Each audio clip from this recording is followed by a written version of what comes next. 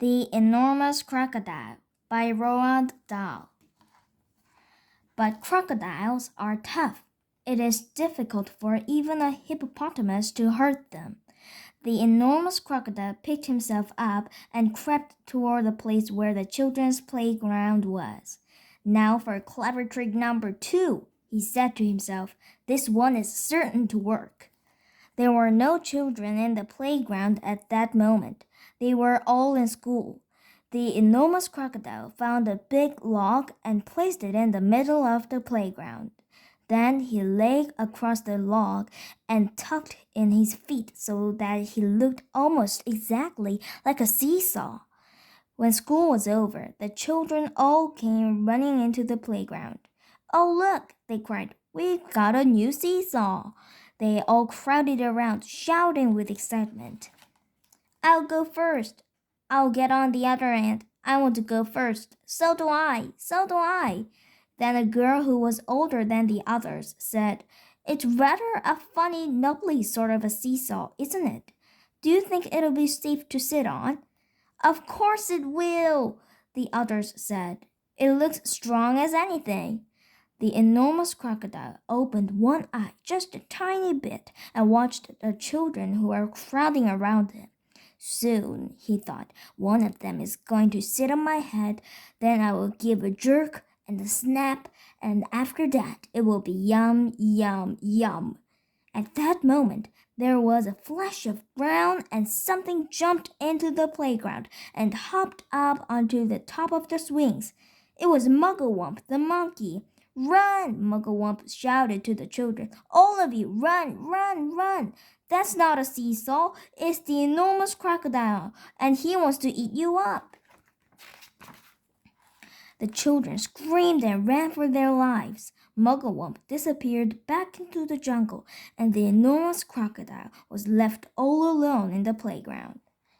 He cursed the monkey and waddled back into the bushes to hide.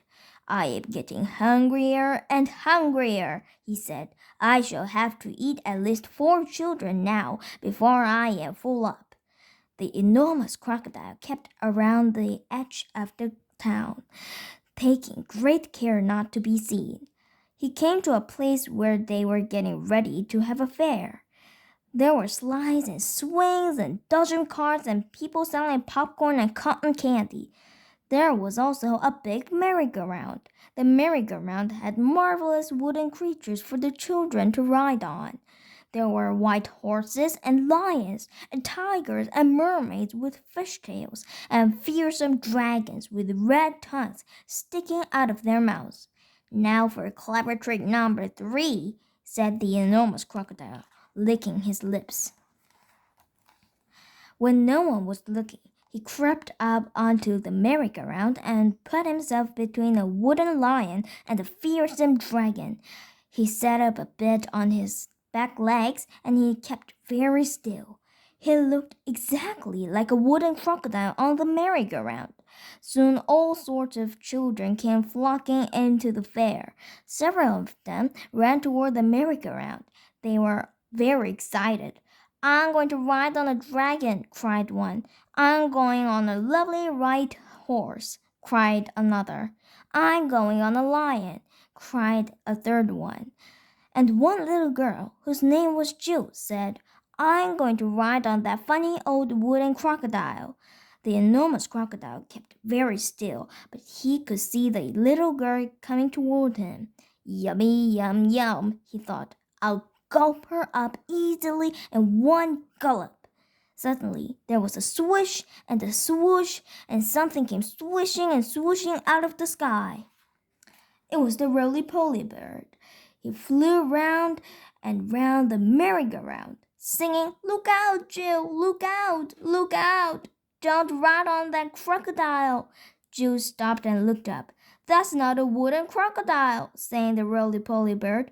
"It's a real one.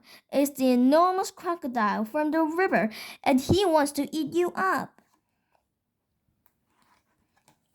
So that's the end of today's story.